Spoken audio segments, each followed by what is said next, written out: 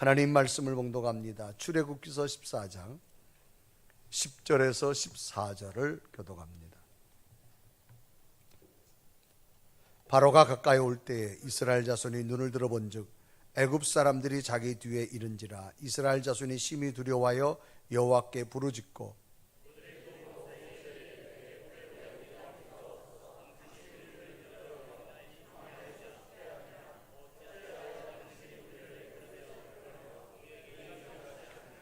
우리가 애굽에서 당신에게 이른 말이 이것이 아니냐. 이르기를 우리를 내버려 두라. 우리가 애굽 사람을 섬길 것이라 하지 아니하더냐. 애굽 사람을 섬기는 것이 광야에서 죽는 것보다 낫겠노라.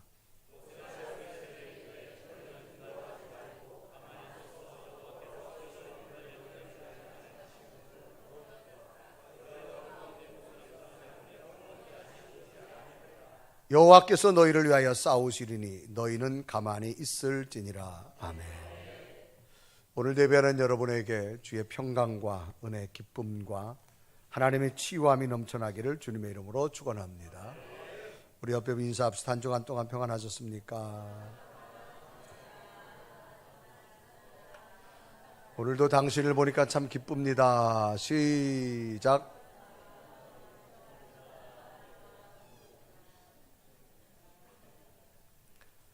할렐루야. 교회 와서는요, 은혜 받으려면 아멘을 잘하면 은혜가 돼요. 아멘. 우리가 단어 가운데 위기란 단어가 있습니다. 이것은 위험한 고비나 시기를 위기라 그렇게 말합니다. 위험한 고비나 시기. 그러니까 인생을 살다 보면 누구나 찾아오는 게 이 위기입니다. 과연 이 위기 앞에서 우리가 어떻게 할 거냐라고 하는 것이 굉장히 참 중요한 의미입니다. 초등학교 교과서에 실린 동화 중에 마음에 담긴 그릇이라고 하는 내용이 있습니다. 이 이야기는 이런 이야기예요. 한 두 형제가 있습니다. 형제는 도자기 만드는 일을 합니다. 아주 형은 매우 유명한 장인이었지만 동생은 형 밑에서 그냥 허드렛 일만 도와주는 그런 신세입니다. 형은 말없이 도자기를 만드는데 열중했으나 동생에게는 이렇다 할 기술도 가르쳐주지 않고 잔심부름만 시켰기 때문에 마음에는 늘 동생에게 불만이 가득 찼습니다. 그러던 어느 날 이 동생은 자신도 도자기를 좀 만들어 보겠다라고 간청했습니다. 그러자 형은 의외로 순수하게 그럼 너도 한번 만들어 봐라 이야기합니다. 동생은 뛸 듯이 기뻐하면서 신바람 나게 도자기를 만들었습니다. 차력을 가지고 빚고 그늘에 말려서 핫그림도 그리고 구름도 난초도 대나무도 매화도 갖가지 그림을 아주 뽐내게 그렸습니다. 그런 후에 자신이 만든 도자기를 말리는 동안 수백 번도 또 쳐다보고 쓰다듬고 했습니다. 이제 작품이 되어진 자신이 만든 것을 보니 처음 만든 그릇이라도 어디 한 군데 이그러지거나 또 모난 데가 없이 아주 잘 빚어졌습니다. 이 모습을 본 동생은 스스로 너무 대견해하며 흐뭇해합니다. 그리고 드디어 가마솥에서 구워가지고 이제 도자기가 가마솥 밖을 나오게 됐습니다.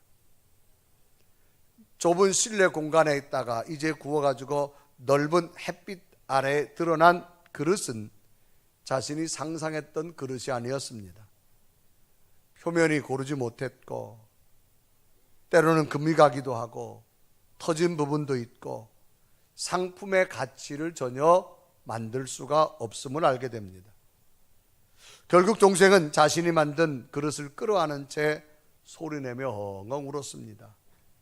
이때 형은 말없이 동생 곁으로 와서 동생의 어깨를 감싸 안습니다. 그리고 동생에게 이렇게 말을 하지요. 아우야, 장인들은 기술보다 정신을 앞세워야 하는 것이다. 그릇을 빚는 게 아니다. 내 마음을 빚는다. 그러면서 마음을 가지고 정성을 모으면 언젠가는 너도 훌륭한 장인이 되어질 것이다 라고 이야기합니다. 그래서 동생에게 위로와 장인이 되는 기본과 근본을 알려주게 되어졌습니다. 이러한 모습은 우리들의 신앙생활에서도 같은 것이다, 그렇게 생각해 볼 수 있습니다. 우리들의 신앙생활은 때론 어떤 테크닉도, 어떤 성경의 지식도, 어떤 판단도 아닌 우리들 마음속에 있는 하나님이 함께하는 어떤 분명한 중심이 있느냐가 매우 중요하다는 겁니다. 그러므로 성경의 깊은 뜻은 마음의 중요성을 거듭거듭 강조하고 있습니다. 그것은 인간의 마음이 생명의 근원이기 때문에 그 무엇보다도 마음을 잘 지키고 마음을 잘 관리해야 됨을 설명합니다. 히브리어에 보면 마음이란 말은 우리 몸속에 있는 심장이다라고 하는 그런 단어와 같이 사용합니다. 인간의 몸은 심장이 뛰어야만 피를 공급해주고 생명이 살 수 있는 펌프와 같은 것이죠. 인간의 마음은 생명력이 있어야 됩니다. 그래서 마치 우리에게 영원한 시원한 물을 공급해주는 샘물과 같다, 그렇게 말합니다. 결국 샘물이 오염되면 그 물을 마신 수많은 사람들이 건강에 위협을 느끼는 것처럼 우리의 마음이 상하거나 우리의 마음이 변질되어질 때 우리는 영적으로 쉽게 무너져 버리고 만다라고 하는 겁니다. 그래서 사도 바울도 흩어져 있는 교인들에게 늘 당부하는 것이 어떤 환경에서도 너희 마음을 믿음으로 잘 지키라라고 하는 그런 권면이 이 초대교회에 많이 속해 있는 걸 봅니다. 그러면 우리들의 믿음은 무엇으로 지킬 수 있을까? 우리들의 마음속에 무엇이 중심이 되어 지탱되어야 할 것인가? 라고 하는 것을 우리는 한번 발견해 보자 하는 건 의미를 갖습니다. 오늘 성경 본문은 이스라엘 백성들이 애굽을 나온 후 처음으로 너무나도 큰 위기를 만나게 됩니다. 과연 이 위기 때 저들은 어떤 모습으로 그 위기를 이겼을까라고 하는 거지요. 과연 이들은 어떤 위기 때 어떤 마음으로 믿음을 지켰을까라고 하는 것이 소개되는 겁니다. 오늘 본문의 내용은 이제 이스라엘 백성들은 430년 동안 노예 생활 지난 다음에 애굽을 나오게 됩니다. 이제 가나안 땅을 향해 가는데 가장 빠른 길을 찾아서 가려고 하는데 하나님께서 갑자기 저들로 하여금 빠른 길로 가는 것이 아니라 가장 먼 길, 홍해 바다가 있는 쪽으로 저들을 인도합니다. 갑자기 방향 경로가 바뀌어졌습니다. 왜 하나님께서는 빠른 길로 인도하지 않고 가장 먼 길로 인도할까? 정말 이성적으로 전혀 이해와 납득이 되지 않는 그런 상황입니다. 그리고 그곳에다가 하나님께서 장막을 치라라고 말하는 거예요. 그래서 성경 본문은 하나님께서 강권적으로 명령하신 말씀이라고 기록하면서 이스라엘 백성들과는 전혀 상의 없이 저들이 가야 할 빠른 길이 아니라 홍해 바다를 따라서 먼 길로 돌이켜가지고 저들을 인도하시는 내용을 성경은 소개합니다. 그래서 출애굽기서 14장 2절은 기록하죠. 이스라엘 자손에게 명령하여 돌이켜 이릅니다. 바다와 믹돌 사이 비아히롯 앞 곧 바알스론 맞은편 바닷가에 장막을 치게 하라, 그렇게 말합니다. 저들이 가려고 하는 길이 아니라 전혀 생각지 않은 새로운 먼 길로 하나님이 길을 명령해서 돌이켰다라고 말합니다. 그래서 오늘 여기 보니까 명령했다, 이 돌이켰다 그 말은 명령은 지켜도 되고 안 지켜도 되는 것이 아니라 반드시 지켜야 됨을 말합니다. 그래서 저들이 생각했던 길과 전혀 다른 길로 하나님께서 돌이켰다라고 하는 의미지요. 이제 바로 왕은 이스라엘 백성들이 애굽을 나간 것을 한 후에 군사를 정비하여서 이스라엘 백성을 쫓아오게 됩니다. 그런데 하나님이 인도하는 곳은 어디냐? 막다른 길입니다. 그 막다른 길은 이제 이스라엘 백성들이 애굽 올라와서 하나님이 인도하는 곳을 갔는데 그 길은 앞에는 바다가 있습니다. 뒤를 돌아가려니까 돌아갈 길이 없어요. 왜? 벌써 애굽 군대가 저 이스라엘 백성 뒤를 쫓아와서 저 백성들을 다시 이끌고 가려고 합니다. 애굽의 바로 왕이 하나님의 10가지 재앙 앞에 결국은 두 손 들고 그 백성을 내보냈지만 히브리인들 자체가 애굽의 경제력이고 군사력이었습니다. 하루아침에 다 나가고 나니까 애굽 경제와 애굽 군대가 움직여지지 않는 거예요. 나라 자체가 마비될 정도입니다. 그래서 다시 이 바로 왕이 군대를 동원해 가지고 이스라엘 백성들을 쫓아왔는데 이 백성들이 온 곳이 앞을 더 이상 갈 수 없는 바다가 있는 곳입니다. 뒤를 돌아보니까 애국 군대가 왔습니다. 아주 위기적 상황입니다. 이런 위기 때 이스라엘 백성들은 과연 어떤 믿음의 모습을 보였는가를 발견해 보면서 오늘 우리들에게 어떤 예상치 못한 위기가 왔다 할지라도 이 위기 앞에서 우리는 무너지는 믿음이 아니라 다시금 세워주시는 하나님의 믿음이 돼야 될 줄로 믿습니다. 이런 위기 앞에서 이스라엘 백성들에게 들려진 소리는 어떤 소리였는가를 발견해 보면서 이스라엘 백성들이 들려진 소리를 오늘 우리에게 들려지는 음성으로 들으시고 위기 앞에 무너지는 자가 아니라 세워지는 여러분 되기를 주님의 이름으로 축원합니다. 그러면 이 백성들은 위기 앞에 하나님은 어떤 음성을 들려주었을까? 첫째는 두려워하지 말라라고 말합니다. 따라합시다. 두려워하지 말라. 하나님께서 모세를 통하여 그 백성들에게 좀 두려워하지 말라라고 말합니다. 지금 이스라엘 백성들은 애굽을 나왔지만 앞에 더 이상 갈 수가 없습니다. 뒤를 돌아갈 수도 없습니다. 왜? 애굽 군대가 금방이라도 자기들을 잡으려고 가까이 쫓아오게 되어졌습니다. 그것도 그냥 온 것이 아니라 애굽 나라의 군대를 동원해 가지고 왔어요. 많은 병거, 많은 국방력, 애굽의 온 군대를 동원해 가지고 왔습니다. 이때 장면을 출애굽기서 14장 6절과 7절은 이렇게 기록하지요. 바로가 곧 그의 병거를 갖추고 그의 백성을 데리고 갈새 7절에 보면 선발된 병거 600대와 애굽의 모든 병거를 동원하니 지휘관들이 다 거느렸더라라고 말합니다. 바로가 이스라엘 백성들을 추격하기 위해서 모든 국방력을 동원해서 총력전의 태세를 갖추어서 이제 진지주의해가지고 이스라엘 백성을 잡으러 온 겁니다. 당시 이만한 병력과 장비라면 주변의 어떤 민족과 국가라도 그들을 당해낼 수가 없을 정도입니다. 즉 바로는 자신이 동원할 수 있는 최대한의 군사력을 다 동원하여서 보다 확실하고도 안전한 승리를 거두어 이스라엘 백성들을 다시 잡아가려고 작전 계획을 세워가지고 온 군대를 동원해가지고 지금 쫓아온 겁니다. 이러한 상황이라면 그 누구도 두려워하지 않을 수 없을 겁니다. 무장된 군대가 이스라엘 백성들 바로 뒤에까지 왔습니다. 앞에는 홍해바다입니다. 앞으로 갈 수도 없고 뒤로 돌아갈 수도 없습니다. 이때 장면을 출애굽기서 14장 오늘 본문 10절은 기록하죠. 바로가 가까이 올 때에 이스라엘 자손이 눈을 들어본즉 애굽 사람들이 자기들 뒤에 이른지라. 바로 자기들 뒤에 이뤘다고 말합니다. 이스라엘 자손이 심히 두려워하여 여호와께 부르짖고 이제 자기들이 꼼짝없이 다시금 애굽으로 끌려가야 될 상황, 죽음으로 가야 될 상황입니다. 이스라엘 백성들은 이제 새롭게 살려고 애굽을 나왔는데 오히려 죽음의 걱정까지 해야 될 상황입니다. 그래서 얼마나 두려운지 모세를 향해서 이 광야에서 우리를 죽이려고 하느냐 하면서 오히려 모세에게 항거하기 시작합니다. 이어서 출애굽기서 14장 11절은 기록하지요. 그들이 또 모세에게 이르되 애굽에 매장지가 없어서 당신이 우리를 이끌어내어 이 광야에 죽게 하느냐? 어찌하여 당신이 우리를 애굽에서 이끌어내어 우리를 이같이 하느냐? 모세를 향해서 우리를 차라리 죽이려고 데려왔느냐? 오히려 모세를 향해서 원망하고 불평합니다. 사람은 누구나 예외는 아닐 겁니다. 죽음이 자기 앞에 왔는데 어찌 두려워하지 않겠습니까? 그러니까 지금 애굽 군대를 바라보고 앞에 홍해 바다를 바라보고 저들이 지금 두려워하고 있는 겁니다. 그런데 모세는 뭐라 말하느냐? 두려워하지 말라라고 말합니다. 모세도 지금 이스라엘 백성들이 두려워할 수밖에 없는 상황을 인지했어요. 그렇기 때문에 저들에게 명령하는 것이 아니라 저들에게 설득하는 겁니다. 저들에게 잘 이야기를 설명하는 겁니다.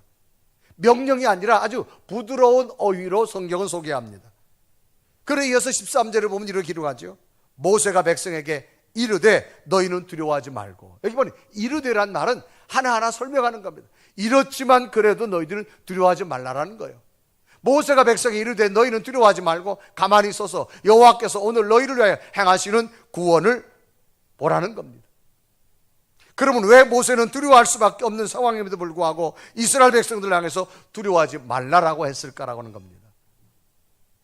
모세는 어떤 현실적 상황에서도 문제를 크게 본 것이 아니라 자기를 도와주는 하나님을 크게 보았기 때문입니다. 사람은 무엇을 크게 보느냐에 따라서 상황의 인식이 달라집니다. 문제를 크게 보면 문제 앞에 두려워할 수밖에 없지만 문제보다 더 큰 하나님을 본다면 문제를 향한 두려움은 없어질 겁니다. 성경에 나오는 수많은 사람과 수많은 문제들을 보면 인생의 문제는 언제나 생깁니다. 한 곱이 넘기면 또 한 곱이 찾아오고, 이 곱이 넘기면 저 곱이 또 찾아오고. 그러나 그 문제를 어떻게 인식하느냐가 매우 중요합니다. 문제를 크게 볼 것이냐, 하나님을 크게 볼 것이냐. 여러분, 인생의 위기는 수없이 찾아오고 문제는 수없이 찾아옵니다. 더군다나 예상치 못하는 수많은 위기가 얼마나 우리에게 올 수 있음을 여러분 인정하십시오. 과연 그럴 때 내 속에 믿는 하나님이 얼마나 크느냐가 중요합니다. 하나님을 크게 본다면 문제를 두려워하지 않을 겁니다. 하나님이 작다면 문제가 두려워질 겁니다. 성경에 보면 이스라엘과 블레셋이 늘 전쟁하는 장면이 많이 있습니다. 왜? 가나안 땅을 들어가려면 블레셋 땅을 지나가야 되기 때문에 가까운 인접 국가이기 때문에 늘 블레셋이 가나안 이스라엘 백성을 괴롭힙니다. 그래서 블레셋과의 전쟁의 이야기가 많이 나오는데, 한 번은 사울 왕 때에 블레셋과 전쟁을 하는데 블레셋의 골리앗이라는 큰 장수 때문에 이스라엘 나라가 패할 수밖에 없어요. 이럴 때 어린 소년이었지만 다윗이 아버지 심부름을 따라서 지금 전쟁에 나가 있는 형들에게 안부를 알려고 갔는데, 이제 블레셋이 이스라엘을 총공격해서, 특히 블레셋의 골리앗이라는 장수 때문에 이스라엘이 패할 수밖에 없어요. 그래서 나라가 이제 거의 블레셋 앞에 항복할 수밖에 없는 상황에 다윗이 그 장면을 보자 자기가 저 블레셋의 골리앗과 싸워서 나가겠다고 말합니다. 그럴 때 이 사울 왕이 그 장면을 보고 다윗하고 사울하고 이 대화하는 장면이 나타납니다. 그 대화하는 장면이 뭐냐? 사울 왕이 말합니다. 너는 마음은 참 기특하지만 저 블레셋의 골리앗과 싸울 수 없다. 골리앗은 자체가 어렸을 때 용사하고 훈련받은 자다. 너는 소년이기 때문에 네 마음은 기특하지만 너는 도저히 나가서 이길 수 없다라고 말합니다. 그래서 사무엘상 17장 33절에 기록하지요. 사울이 다윗에게 이르되 내가 가서 저 블레셋 사람과 싸울 수 없으리니 너는 소년이여 그는 어려서부터 용사임이더라. 너는 도저히 가도 되지 않는다고 말합니다. 이럴 때 다윗이 사울 왕에게 뭐라 말하느냐? 왕이여 낙심하지 마세요. 두려워하지 마세요. 나는 하나님이 함께합니다. 나는 능히 저 골리앗과 이길 수 있습니다. 그래서 32절에 보면 이제 다윗이 사울에게 말합니다. 다윗이 사울에게 말하되 그로 말미암아 사람이 낙담하지 말 것이라. 주의 종이 가서 저 블레셋 사람과 싸우리이다. 왕이여 낙심하지 마세요. 나는 하나님이 나를 도와줍니다. 그러므로 능히 내가 나가서 저 블레셋 골리앗을 이길 수 있습니다. 그런 말입니다. 다윗은 골리앗보다 자기와 함께하는 하나님을 크게 봤어요. 그러니까 골리앗이 두렵지 않은 거예요. 그래서 이 다윗이 골리앗 앞에 나가면서 말하죠. 너는 칼과 창으로 나왔지만 나는 내 속에는 만군의 여호와 이름으로 너에게 나왔다라고 말합니다. 그래서 사무엘상 17장 45절에 기록하죠. 우리 다 같이 읽습니다. 시작. 다윗이 블레셋 사람에게 이르되 너는 칼과 창과 단창으로 내게 나오거니와 나는 만군의 여호와 이름 곧 내가 모욕하는 이스라엘 군대 하나님 이름으로 내게 나아가노라. 어떻게 이렇게 어린 소년이 갈 수 있을까요? 그 속에는 하나님을 크게 품었기 때문인지를 믿습니다. 문제가 두렵지 않은 거예요. 설령 죽음이 온다 할지라도 하나님이 나와 함께 할 줄로 믿습니다. 여러분 인생의 삶 속에 수많은 위기 문제 우리에게 찾아올 수 있어요. 하나님을 크게 믿으시길 바랍니다. 결국은 하나님이 다윗을 도와주는데요. 그 골리앗을 이기고도 그 골리앗의 목을 잘라가지고 올 정도입니다. 그래서 사무엘상 17장 51절에 이루갑니다. 다윗이 달려가서 블레셋 사람을 밟고 그의 칼을 그 칼집에서 빼내어 그 칼로 그를 죽이고 그의 머리를 베니 블레셋 사람들이 자기 용사의 죽음을 보고 도망하는지라. 다윗의 실력이 월등해서 된 거 아니야. 하나님이 그와 함께 하셨기 때문인 줄 믿습니다. 여러분 인생을 살아가면서 누구나 위기 앞에 문제 앞에 두려워합니다. 두렵단 말이 뭐예요? 어떤 대상을 무서워하여 마음이 불안한 상태를 말합니다. 어떻게 되어질까? 왜 마음이 두렵을까요? 하나님이 작으니까 문제가 크니까 두려운 거예요. 여러분 하나님을 크게 믿으십시오. 여러분 두려움이 사라질 줄로 믿습니다. 사람은 상대보다 자신이 약하다고 느껴지는 순간 두렵기 시작합니다. 이스라엘 백성들은 애굽 땅에서 하나님이 10가지 기적의 능력을 체험하고 보았음에도 현실의 문제 앞에 또 하나님이 작아진 거예요. 그만 두려운 마음이 든 거예요. 이때 모세의 외침은 다른 건 아닙니다. 두려워하지 말라는 겁니다. 왜? 지금까지 함께 하신 하나님 너와 함께 하실 거라는 거예요. 여러분 지금까지 살아온 삶 동안에 하나님이 동행함을 믿으신다면 여러분 삶 속에 어떤 위기가 왔다 할지라도 믿으세요. 그 큰 하나님이 여러분과 함께 하게 될 줄로 믿습니다. 그래서 백성들에게 두려워하지 말라는 거예요. 오늘 하나님이 여러분 주신 메시지는 뭐예요? 두려워하지 말라는 거예요. 오늘 여러분의 어떤 현실적인 문제가 왔어도 두려워하지 말라는 거예요. 왜? 하나님이 여러분과 함께 하기 때문인 줄로 믿습니다. 어느 집사님이 모진 고난과 역경 속에서도 꿋꿋하게 참고 이겨나가는 모습을 보고 있던 다른 집사님이 그 집사님 믿음을 보고 칭찬합니다. 집사님은 참으로 믿음이 큰 것 같아요 라고 말합니다. 그래서 그 집사님이 이런 말을 합니다. 집사님, 저는 결코 큰 믿음을 가졌다고 하지 않아요. 다만 저는 내 속에는 하나님이 큰 분이 계세요. 나는 작아요. 그런데 그분이 너무 크기 때문에 그분 붙들고 살아가니까 살아가졌어요 라고 말하더라는 겁니다. 여러분, 인간은 참 약합니다. 그러나 여러분 속에 함께하는 크신 하나님을 붙드세요. 하나님의 능력이 여러분과 함께 하실 줄로 믿습니다. 자, 여러분 여기 보면요, 종이 한 장 있어요. 종이 한 장. 이 종이는요 굉장히 약해요. 쉽게 찢어져요, 여러분. 이렇게. 그런데 이 종이를 여러분 여기 갖다 붙여보세요. 이 종이를 찢을 수가 없어요. 우리는 약하지만 전능하신 하나님을 마음에 품으세요. 그 하나님의 능력이 여러분과 함께 하실 줄로 믿습니다. 그래서 성경은 두려워하지 말라라고 말합니다. 여러분, 세상은요 내가 원하는 대로 되어지지 않아요. 내 뜻대로 되어지지 않아요. 얼마나 예상치 못한 일이 얼마든지 있을 수 있어요. 그러나 중요한 사실은 그 위기 앞에 어떻게 대처하느냐, 그 위기 앞에 두려워하지 마시고 하나님이 함께함을 믿으십시오. 두 번째로 모세는 그 백성들에게 두려워하지 말라고 말하고, 두 번째 뭐냐? 자신을 굳게 세워라 그렇게 말합니다.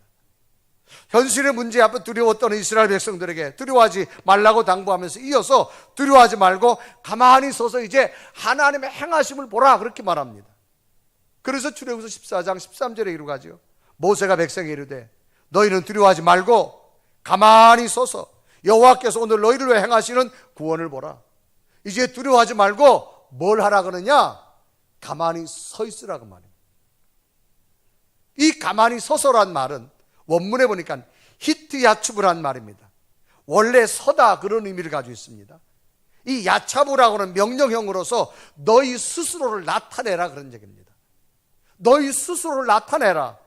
이것이 동사로 사용될 때는 하나님 앞에 스스로 보여라 그런 얘기입니다. 그럼 뭘 보이느냐? 내가 지금 두려워하지 말고 하나님이 너와 함께 하니까 스스로 네 믿음을 보여줘라 이런 얘기입니다. 가만히 서서는 자기 자신을 굳게 세우라는 기본적인 의미를 바탕에 두고 있습니다. 결국은 너희 스스로를 두려운 상태로 두지 말고 이제는 네가 스스로 그 하나님 붙들고 가만히 서서 하나님이 일하심을 보는데 일어서기를 원하신다고 말입니다. 주어진 현실 앞에 계속적으로 불평하며 두려워하지 말고 자신을 크게 세워서 하나님을 바라볼 수 있도록 하라고 말입니다. 네 속에 하나님이 크다라면 그 두려운 하나님을 떨쳐내버리고 하나님이 함께한 두려움을 떨쳐버리고 이제는 스스로 내가 하나님이 일하시는 걸 보기 위해서 내가 네 스스로를 이렇게 세우라 이런 말입니다. 여러분, 때로는 고난이 왔다 할지라도 묵묵히 참고 정말 자기 스스로를 하나님의 역사를 기다리면서 자기 스스로를 세우는 믿음이 오늘 우리에게 많이 필요합니다. 가만히 서서 있으라는 말은 아무것도 하지 말라는 그런 의미가 아닙니다.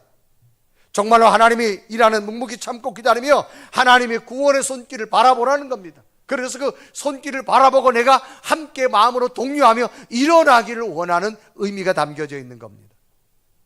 우리는 우리가 할 수 있는 것이 있고 할 수 없는 것이 있습니다. 우리가 할 수 없는 것은 우리가 못합니다. 하나님이 해주셔야 됩니다. 하나님은 누구와 함께 하느냐? 하나님을 할 수 있다고 믿는 자와 함께 할 줄로 믿습니다. 사람은 자신이 할 수 없는 현실이 오면 제일 쉬운 게 있어요. 뭐냐? 원망과 불평입니다. 부정적이 되어집니다. 절망적인 사람이 됩니다. 그래서 지금 이스라엘 백성들을 하나님이 10가지 기적을 주었음에도 불구하고, 애굽에 탈출했음에도 불구하고, 지금 앞에 홍해바다를 만나고 뒤에 애굽 군대가 쫓아오자 저들은 뭐라 말합니까? 모세를 향해서 원망하기 시작합니다. 불평을 쏟아내기 시작합니다. 하나님은 우리에게 뭘 원하시느냐? 너희들이 그렇게 하지 말고 하나님이 지금 너희들과 함께 일하심을 마음속에 두려움을 떨쳐내고 하나님을 의지하고 나가길 원합니다. 그래서 14절에 말하죠. 여호와께서 너희를 위해 싸우시리니 너희는 가만히 있을지니라 라고 말합니다. 가만히 있어서는 너희 스스로 믿음으로 일어서라고 하는 그런 암시적인 의미가 담겨져 있는 말입니다. 부모들은 자녀를 키우다 보면 자녀가 넘어졌을 때 부모가 달려가서 쉽게 일으켜 주는 경우도 있지만 그렇지 않을 때도 있습니다. 스스로 일어서기를 바랄 때가 있습니다. 그 아이가 어리다면 부모가 가서 얼른 겨드랑이를 잡고 일어서 세울 거예요. 그런데 그 아이가 어느 정도 컸다면 부모는 일으켜 세워주지 않습니다. 왜? 스스로 일어나기를 원합니다. 울어도 가만둡니다. 왜? 그가 지금 일어나야만 어떤 인생의 삶 속에도 일어날 수 있는 힘을 얻을 수가 있기 때문이지요. 지금 하나님께서는 10가지 기적을 보여줬어요. 바로를 꺾었어요. 그런 하나님의 기적을 보았다면 지금 앞에 어떤 위기가 와도 하나님은 일어서기를 원하십니다. 애국 군대를 금방 죽일 수도 있고 홍해바다를 저들을 보내면 길을 낼 수도 있지만 그렇게 하지 않았어요. 두려워하지 말라는 거예요. 그리고 너희 스스로가 이제 가만히 있어서 하나님이 일하시는 보기 위해서는 너희들이 마음 자세를 바꿔놓기를 원합니다. 사도행전 3장에 보면 초대교회 베드로와 요한이 성전을 올라가는데 늘 성전 입구에 구걸하는 사람이 있어요. 이 사람은 성경을 뭐라 소개하느냐? 나면서 안진뱅입니다. 이 사람의 나이가 40여 세쯤 됐어요. 그러니까 40여 년 동안 한 번도 일어나 본 적이 없어요. 구걸하는 삶을 살아요. 그러니까 이 사람의 삶이 얼마나 좌절이겠습니까? 40년 동안 태어나면서부터. 그래서 베드로와 요한이 성전을 올라가니까 베드로와 요한 보고 뭘 좀 달라고 구걸합니다. 근데 베드로가 그에게 돈을 주지 않습니다. 갑자기 그 사람 보고 말하기를 나를 좀 쳐다봐라. 쳐다보고 나니까 구걸하는 그 오른손을 딱 잡은 사람 말하면 네가 원하는 금과 은은 내게 없다. 내게 예수 그리스도가 있는데 이걸 너에게 주겠다라고 말합니다. 그러면 과연 이 구걸하는 사람이 받아야 될 거냐 안 받아야 될 거냐 그 말입니다. 네가 원하는 금과 은은 없다라는 겁니다. 내 속에 예수 그리스도를 주겠다는 겁니다. 과연 이 구걸하는 사람이 받아야 될까 안 받아야 될까?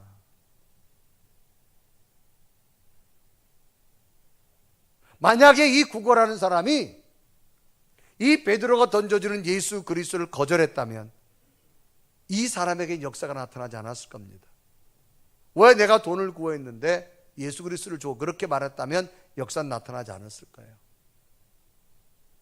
그런데 베드로가 분명히 말합니다. 네가 원하는 금과 은 돈은 없다. 그러나 내게 예수 그리스도가 있으니 너에게 주겠다고 말합니다.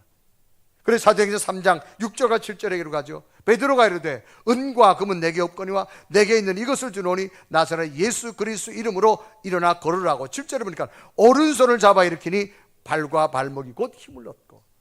그래서 그 사람을 딱 보니까 예수 그리스도를 받아들이는 것 같아요. 그래서 구걸하는 손을 딱 잡고 일어나라 그랬어요. 근데 이 사람은 40여 년 동안 한 번도 걸어본 적이 없는 사람이에요. 인생 40년 살아오면서 30년 걸었는데 10년 다쳐가지고 못 걸었다면 이 사람 보고 일어나라? 가능할 거예요. 이 사람은 태어나면서부터 걸어본 적이 없어요. 그런데 예수 그리스도를 선포하고 그 손을 잡고 일어나라고 했을 때 이 사람이 나는 못 일어나요. 그러면 안 됐을 거예요. 성경에 보니까 일어나라고 할 때 발과 발목이 힘이 붙었다는 얘기는 자기 스스로가 베드로 말을 듣고 일어나 보려고 할 때 역사가 나타났다 이 말입니다. 오늘도 주님은 마찬가지입니다. 여러분, 날마다 주님 우리에게 믿음을 주셔요.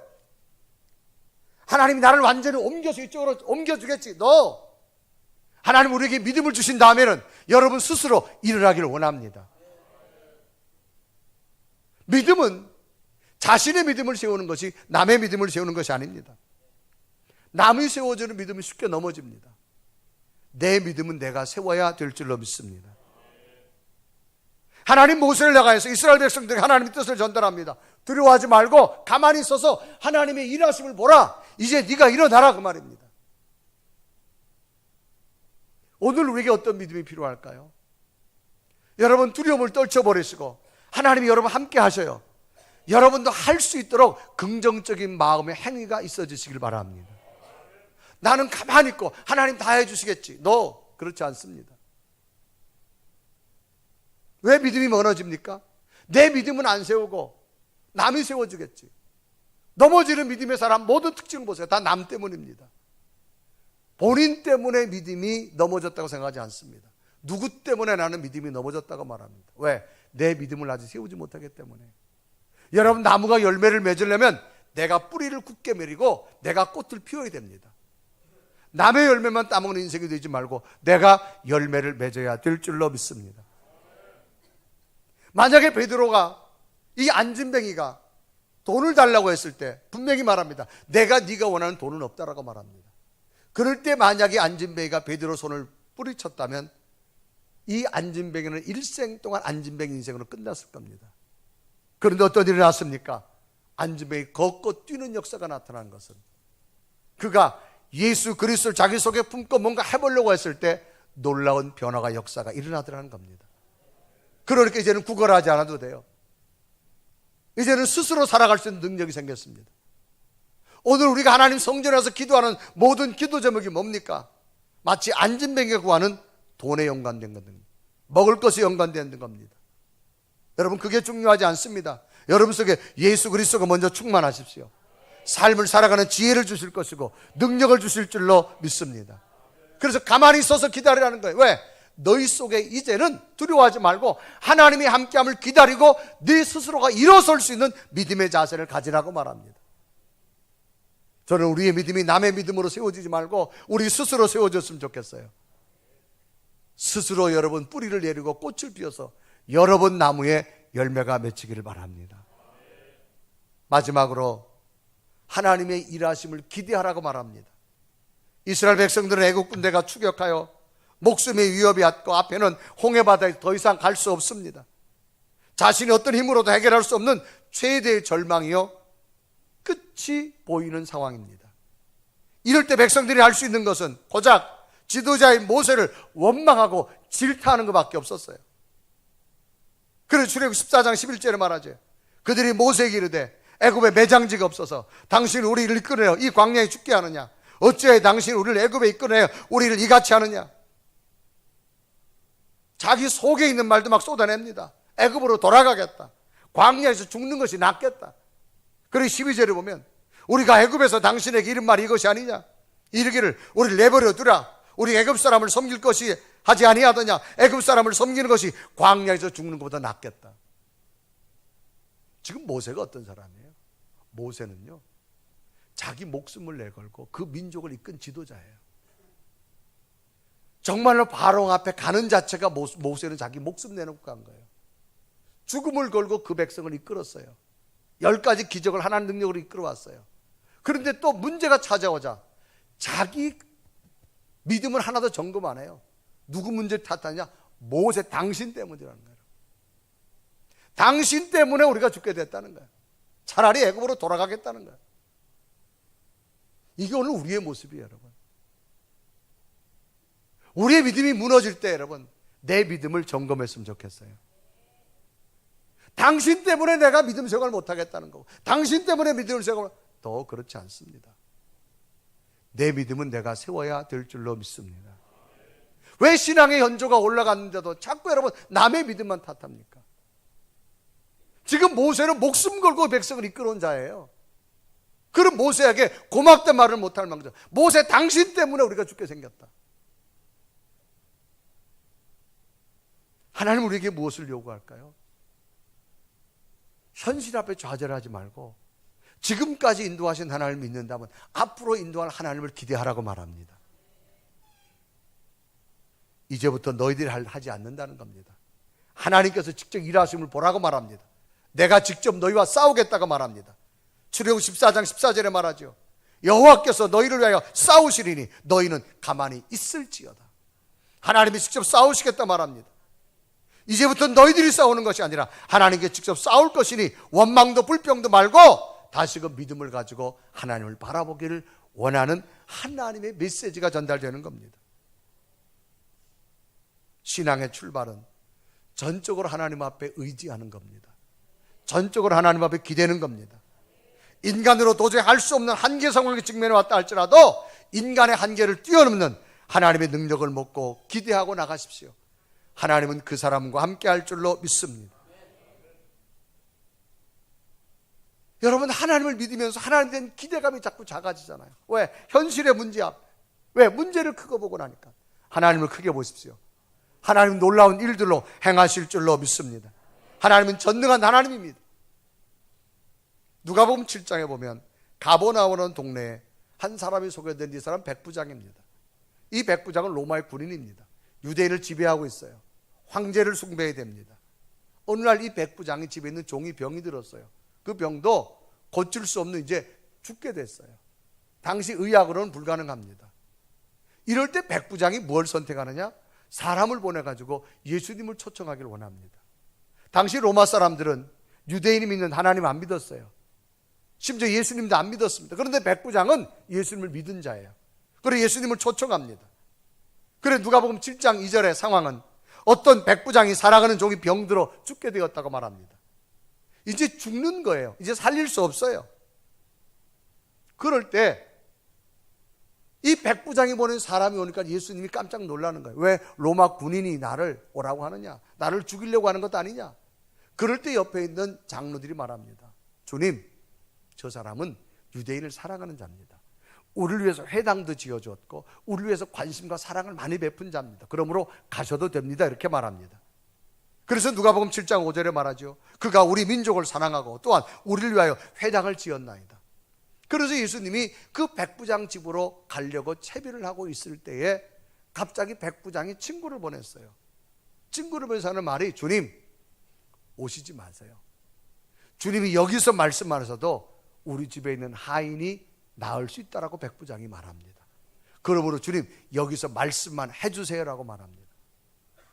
예수님은 백부장이 보낸 그 친구들을 보고 놀랐습니다. 야, 세상에 이스라엘 사람 중에도 이런 믿음이 없는데 로마 사람이 어찌 이렇게 전적 신뢰의 믿음을 가지고 있느냐. 그러면서 누가복음 7장 7절에 말하죠. 그러므로 내가 주께 나아가기도 감당하지 못할 줄 알았나이다. 말씀만 하사 내 하인을 낫게 하소서. 그래 7장 9절에 말합니다. 예수께서 들으시고 그를 놀랍게 여겨 돌이키사 따르는 무리에게 이르시되 내가 너에게 이르노니 이스라엘 중에서도 이만한 믿음을 만나보지 못하였노라. 결과는 어떻게 됐을까요? 10절에 기록하죠. 보내었던 사람들이 집으로 돌아가 보매 종이 이미 나 있었더라. 주님이 감동할 만한 믿음이에요. 벌써 이미 가보니까 주님 말씀이 떨어지고 가보니까 이미 종이 나아져 있었더라. 이 백부장은 주님을 향한 기대가 너무나 컸어요. 그 기대 속에 주의 역사가 일어나게 되어졌다는 건 사실입니다. 믿음은 기대를 가져야 돼요. 하나님이 나와 함께 할 것이다. 어떤 상황도 나를 도울 것이다. 그 기대감으로 하나님 앞에 도전하시기를 바랍니다. 지금 홍해바다 앞에서 모세가 바라보는 이스라엘 백성들은 너무나 답답했습니다. 애굽에서 놀라운 기적을 보았음에도 불구하고 자신들이 처한 현실적 문제 앞에 원망과 불평, 좌절 너무나 쉽게 막 쏟아내는 거예요. 그럴 때 모세는 하나님의 뜻을 전달합니다. 여러분 두려워하지 마세요. 그리고 여러분 자신을 굳게 세워주세요. 그리고 하나님의 일하심을 기대하세요. 하나님은 당신과 함께 할 겁니다. 저들은 현실 앞에서 애국 군대에게 잡혀가고 홍해바다 앞에 다 빠져 죽을 줄 알았지만 이 모세의 권면을 들은 저들에게는 하나님께서 누구도 상상할 수 없었던 모세에게 길을 내셨고 애국 군대를 다 홍해바다에 수장시키는 하나님의 기적을 곧 보게 되어집니다. 오늘도 하나님 우리에게 말씀합니다. 누구에게나 위기가 올 수 있어요. 여러분 두려워하지 마십시오. 하나님도 크게 붙드시길 바랍니다. 그리고 자신의 믿음을 세우세요. 하나님의 인도함을 기대하십시오. 이 놀라운 인도하심이 오늘 여러분에게 함께 하기를 주님의 이름으로 축원합니다. 우리 한번 고백하며 찬양할까요? 하나님은 날마다 우리를 지키시고 인도하십니다. 그 하나님을 내가 믿습니다. 오늘도 두려워하지 않고 그 믿음에 도전할 수 있도록 내게 성령께서 도와달라고 고백하며 찬양합니다. 하나님은 너를 지키시는 자 너의 우편에 그를 되시니 낮에와 밤의 달로 너를 해치 못하니 하나님 너를 지키시는 자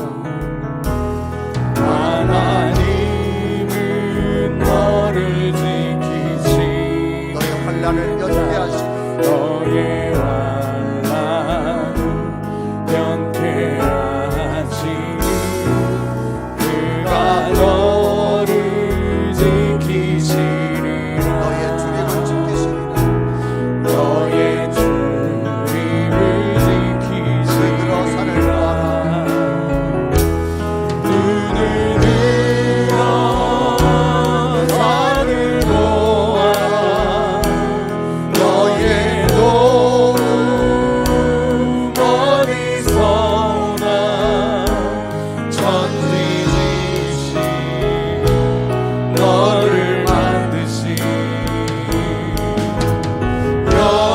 여호와의 눈을 들어 산을 보아라 눈을 들어 산을 보아라 너의 도움 어디서 오나 천지지신 너를 만드신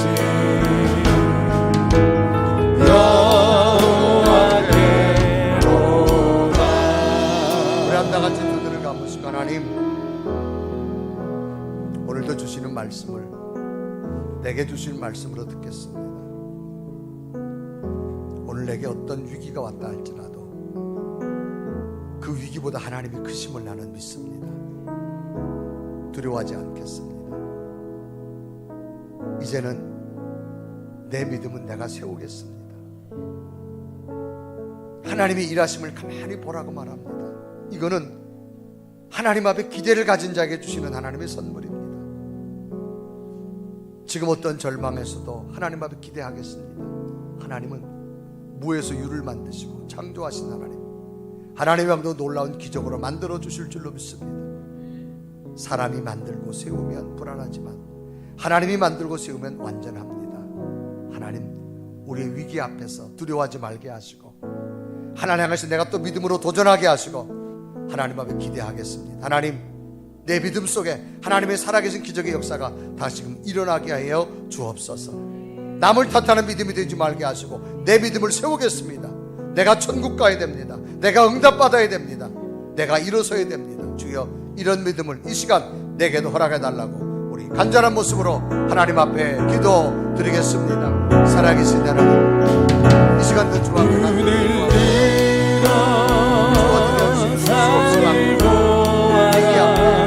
내가 내 믿음을 하나님 앞에 그대로 서게 하시고 하나님 앞에 도전하게 하시고 하나님의 복과 놀라운 일이라 위대한 역사를 만들어가게 하시고 성령의 하나님만이 나를 돕고 하나님이 인도하시고 하나님의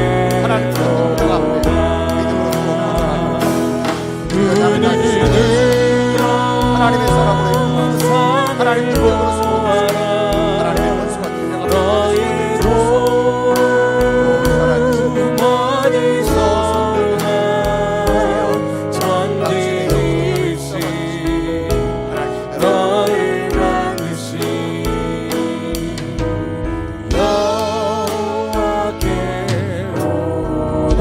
살아계신 하나님, 수없는 위기 앞에 넘어지고 좌절할 수밖에 없지만 지금까지 인도하신 하나님이 너무나 크기에 그 크신 하나님을 붙들고 도전하겠습니다.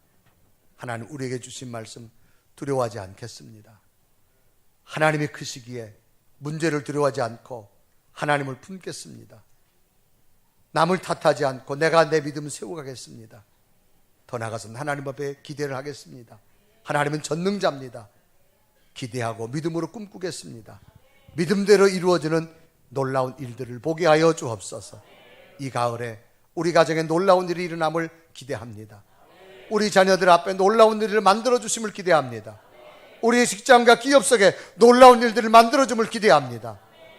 하나님, 놀라운 기대 위에 하나님의 살아계심이 나타나게 하여 주옵소서. 예수 그리스도의 이름을 간절히 기도드리옵나이다.